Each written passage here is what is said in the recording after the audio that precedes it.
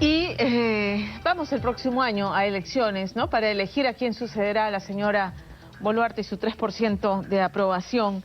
Y se acerca, ya se va acercando el plazo límite para aquellos funcionarios públicos, ya sean alcaldes, gobernadores, ministros, en fin, quien esté ejerciendo cargo público en este momento pueda renunciar para lanzar su candidatura. Pero además también tenemos una encuesta reciente que habla sobre las preferencias en este momento, las preferencias electorales, cómo se va moviendo las preferencias ya. Ahora sí, Keiko Fujimori ha sido superada por el alcalde de Lima, Rafael López Aliaga, que aún no ha hecho, o sea, públicamente no ha anunciado pues que renunciará para lanzarse a la presidencia. Enzo Helguera es especialista en temas electorales, que nos acompaña esta tarde para hablar de este tema. ¿Cómo estás, Enzo? Bienvenido, buenas tardes. Un gusto estar nuevamente contigo y para comentar acerca de estos temas y cómo se van moviendo sobre todo las figuras tras la elección presidencial, que es la elección más importante del país además. Ahí estamos, tenemos la primera gráfica ya en pantalla. Si las elecciones presidenciales fueran mañana, ahí está, esa es la gráfica, ¿no? Rafael López Aliaga ya pasó a Keiko Fujimori, que está hace un mes, ¿no? Sí. Todavía lideraba la encuesta, ¿correcto? Hace un mes. Ajá. Ok, 11%, le sigue Keiko Fujimori 7%, Carlos Álvarez ha bajado, punto, entiendo, estaba en 6%, creo, sí, Carlos Álvarez. Correcto, ha bajado un punto. Aparece por primera vez el nombre del expresidente Martín Vizcarra, Mario Vizcarra, por Perú Primero, 3%. Alfonso López Chau, de Ahora Nación, 3%. Arturo Fernández, el exalcalde, ¿no? Porque fue destituido, de Trujillo, 2%. César Acuña se va yendo al sótano con 2%. Y lo acompaña en ese espacio Philip Butters de Avanza País con 2%, pero evidentemente todo esto puede cambiar, porque vean además que tenemos en el rubro otros 17%, en blanco viciado ninguno 38%, que es bastante alto, y si le sumamos el no precisa 10%, ahí tenemos como más del 50% de los peruanos que todavía no ha decidido. Bueno, otros sí, 17%, pero entre blanco y nulo, no precisa, casi el 50%, sí, claro, ¿no es cierto? Si lo juntamos estamos hablando más o menos de la mitad. La mitad de los peruanos que no ha decidido, correcto. Bueno, esto básicamente es por dos factores. Uno, que muchos peruanos todavía no ven cercanas las elecciones, aunque en meses ya lo están. Los peruanos que están decidiendo por quién votar, más o menos se mantienen los márgenes de error entre las principales empresas encuestadoras incluso, pero es importante señalar de que justamente el voto informado es aquel que debe prevalecer y que ya debería estar inquietando a la población para ver en realidad por quién van a votar. Recordemos además que tenemos un montón de candidatos presidenciales, pero los que aparecen en la encuesta actual, digamos que son los nombres que tienen mayor reconocimiento de marca. La recordación, por ende, es más fácil en relación a los probables 43 candidatos presidenciales que tengamos, y esto hace que haya, digamos, no solamente una percepción, un reconocimiento, sino también finalmente una similitud en relación de votaciones. Algunos candidatos tienen votos duros, otros no. Otros tienen un voto blando, que es aquel que va a migrar entre un candidato y otro de acuerdo a ilusiones y desilusiones que les puedan dar a su electorado. Ese cerca de 50% de peruanos que aún no precisa, no decido, dice, frente a este menú, no quiero a ninguno, ¿podría estar esperando que aparezca un rostro nuevo? Por supuesto. De hecho, en las últimas elecciones, o en la última elección, recordemos que Pedro Castillo salió sin mucha visibilidad de las investigaciones que se hacían también en las diferentes marcas, y fue porque precisamente llegó a alcanzar notoriedad de último en las elecciones. Y siempre digo que es, digamos, es la clase social media la que inclina la balanza muchas veces entre la derecha y la izquierda, ¿no?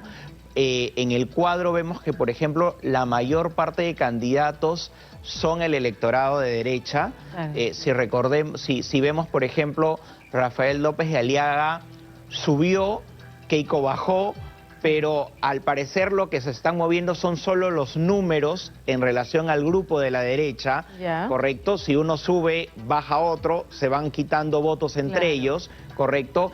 Y es la izquierda o la centroizquierda que se va desarrollando ahorita con números pequeños, pero que habrá que ver el comportamiento si es que alguno de ellos finalmente llega a captar la atención del electorado.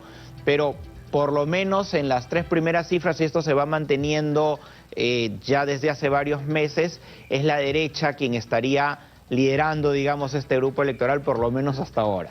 Y claro, todavía, digamos, es temprano para hablar de favoritos, más con ese 50% indeciso. Sostener un primer lugar tan temprano en una campaña electoral es complicado, ¿no? De hecho, no hay ningún candidato presidencial en las últimas décadas de elecciones que hemos tenido que haya empezado de primer lugar y se haya mantenido en el primer lugar. La única que ha logrado, digamos, tener este sustento y que a veces no la tenían visible, por lo menos no de primer lugar, ha sido Keiko Fujimori, que siempre ha sabido remontarse y tener el pase a la segunda vuelta, ¿correcto? Entonces, habrá que ver ahora cómo se comporta el electorado, pero casi hay una sentencia de que los que empiezan en primer lugar o en primeros lugares nunca han terminado de primeros lugares al momento de votar, porque justo este grupo se empieza a tomar decisión a medida de la cercanía de las elecciones. Claro. Ahora, los factores que hacen pasar a Keiko Fujimori a la segunda vuelta, quisiera detenerme en eso, ¿no? Porque en su momento enfrentado a la posibilidad de un Ollanta que luego mutó al polo blanco, pero que era como el miedo del polo rojo, del Ollanta de izquierda. Entonces, claro, vamos a votar por Fujimori porque es la alternativa de derecha. Pero hoy, frente a este escenario en el que, digamos, estos son los que entre estos pasarían a la segunda vuelta, ¿cómo vendría Keiko Fujimori? Bueno, para empezar, Keiko Fujimori, de todos estos candidatos que están en esta ficha, es la que más voto duro tiene, ¿correcto? Ella es veterana en la campaña electoral, normalmente su voto duro le ha permitido pasar justamente a segunda vuelta porque el resto de candidatos, ante la fricción de campaña, van perdiendo votos o incluso empiezan a migrar hacia otros candidatos. Y la que normalmente suele mantener esta votación dura es Keiko Fujimori, ¿correcto? Entonces... Pero luego le pasa lo que le pasó con Pedro Castillo, que en segunda vuelta el voto de rechazo. Correcto, ¿no? Correcto. Ese es el negativo o el antivoto que ella termina arrastrando. De hecho, quien podríamos hablar de que también está haciendo o que tiene al menos un voto duro, digamos, bastante menor, pero lo tiene, es César Acuña, ¿correcto? Porque es alguien que fuera del tema de crítica y todo, mantiene un porcentaje que aparece pues dentro de este cuadro, ¿no? Pero históricamente no ha sido ese 2% que tiene ahora, ¿no es cierto? No. O sea, está bien deteriorado por su asociación a gobernar con Dina Boluarte. Correcto. Y ahora acá hay algo que las empresas encuestadoras no están midiendo hasta ahora, que es algo que me viene a la memoria que el APRA tenía mucho. Hay un voto a veces escondido de los candidatos que son justamente en aquellos que tienen más antis. O sea, por ejemplo, Keiko Fujimori, ¿no? Por ejemplo, Mario Vizcarra, ¿no? Y algunos otros candidatos, César Acuña también, por supuesto. El asunto es que hay un pequeño grupo de votantes que sí les da vergüenza reconocer cuando la entrevistan de que va a votar por tal o cual candidato. Recuerdo que el APRA en la segunda elección hablaba mucho del voto escondido, correcto. Entonces, sí hay un factor cuando el candidato tiene mucho anti, ¿correcto? Y eso, en estos momentos, por lo general no se terminan midiendo, sino ya con cercanía al momento electoral. Quiero hablar de Mario Vizcarra. Bueno, Alfonso López Chao es un nombre nuevo, digamos, en el tema político, electoral. Mario Vizcarra es un rostro desconocido en política. Su hermano ha hecho una campaña persistente, ¿no?, que ha logrado posicionar a Perú primero. ¿Le alcanzará a Mario Vizcarra? ¿Podría Mario Vizcarra convertirse en ese rostro? Es provinciano, ¿no? Es ingeniero. Correcto. Sí, mira, Mario Vizcarra en estos momentos está heredando, correcto, una votación propia de Martín Vizcarra, correcto, que lo está identificando, porque la mayoría de peruanos recién por las noticias se está enterando un poco al momento que está saliendo en los medios. Te podría hablar que el 3% es el electorado, es un pequeño grupo del electorado de Martín Vizcarra que le está haciendo transferencia de voto y que por lo menos lo tienen visualizado de que él podría ser su candidato.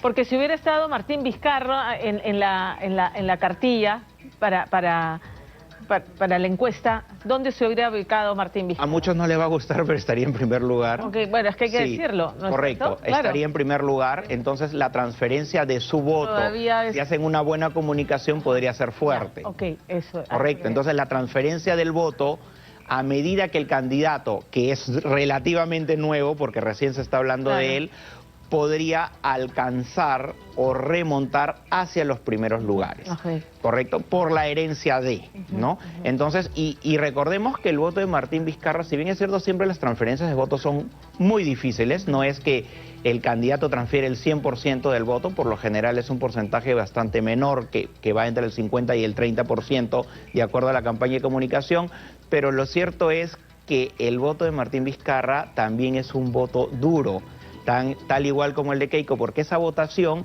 es la que lo ha ido acompañando a pesar de todo lo que se ha podido difundir en los medios. Exacto. ¿No? Entonces, eso es lo que se hace el voto duro. No importa que mi candidato esté en desgracia, yo sigo apoyándolo. Correcto. Que es esa parte, si en el camino Vizcarra termina siendo condenado, que puede pasar, que ocurra, porque es lo que ha dicho el fiscal del caso, en los próximos 4 o 5 meses, 6 meses, podría salir la sentencia de Vizcarra.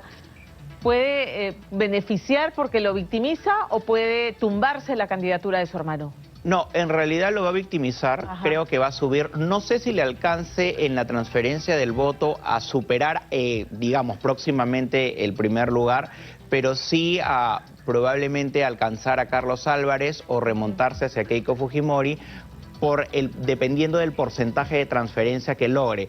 Pero los peruanos, o una parte de los peruanos, tiende a votar por quien está en desgracia o por quien es victimizado muchas veces, ¿correcto? Entonces va a depender de cómo manejen la estrategia política, la comunicación política, porque de esa habilidad va a depender también que lo conozcan y que evidentemente lleve ese lenguaje político de que voy a hacer lo necesario para sacar, por ejemplo, a Martín Vizcarra o darle algún beneficio que le permita salir con prontitud. Entonces, ese tipo de promesas electorales, por ejemplo, es algo que va a captar la atención del votante duro que pueda tener Martín Vizcarra.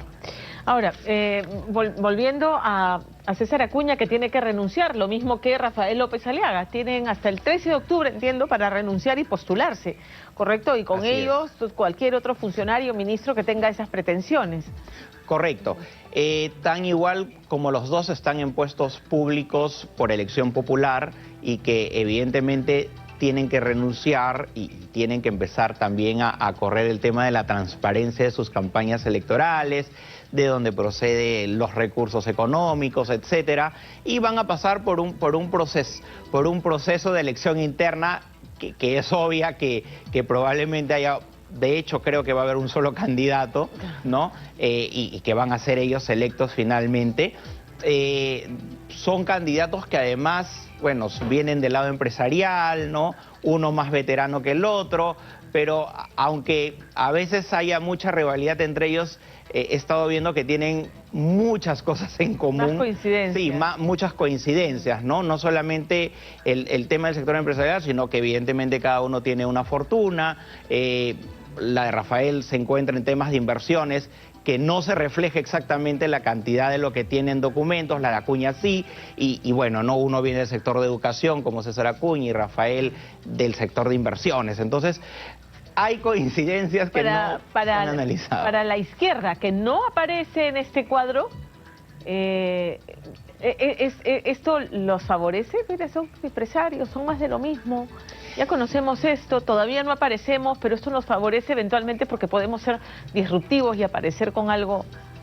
Claro, ¿no? Mira, en realidad en el tema, por ejemplo, de Alfonso López Chao, que se mantiene o que está en un alrededor del 3%, él viene desde la academia, ¿correcto? No se le ve empresarial, pero tiene un perfil, digamos, más pegado a la centroizquierda por ahora. En el caso de otros candidatos de izquierda, cuando preguntamos por partidos políticos, le votan, por ejemplo, a Perú Libre, ¿correcto? Pero no ha calado todavía el mensaje, el discurso, digamos, el tema de salir a criticar al empresariado, porque hay dos factores. Por un lado, Pedro Castillo, cuando salió con un mensaje similar, ha causado evidentemente una decepción en el electorado, no solamente de, bueno, la derecha que siempre le dio con palo, pero el centro político, que es el ciudadano que finalmente inclina la balanza, es la más decepcionada, ¿correcto? Entonces, es difícil que en estos momentos se levante alguien que venga con un mensaje anti-establishment, antisistema, pero que además demuestre que va a ser eficiente.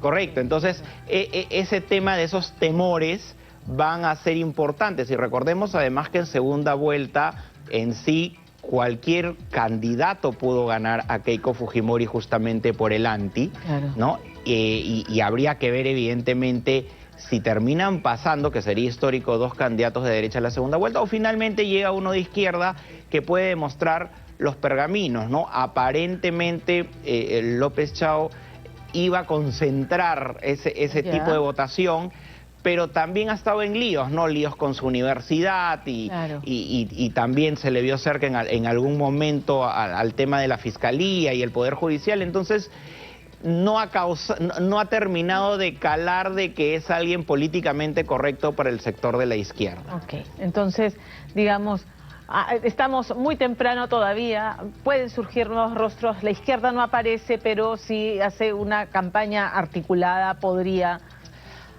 Recordemos que hay familiares de Pedro Castillo que van a postular al Senado, al Congreso y al para Senado, diputados, ¿no? para Entonces, diputados, claro. Eso también... En realidad para diputados, porque correcto, no ha sido sí, o por el tema de la edad. Pero recordemos que quizás ese tema, que también viene de un factor de victimización, podría también mover algunos números, sino que de momento la visibilidad del partido político por el que van y todo ello se encuentra dividido en sí para la izquierda y los números son pocos, no les terminan acompañando, pero recordemos que esta es la fotografía del momento. Es por ahora, así correcto, es por ahora. Enzo, muchísimas gracias por estar con nosotros esta tarde. Un gusto como siempre. Gracias. Vamos a la pausa y regresamos aquí en Contacto.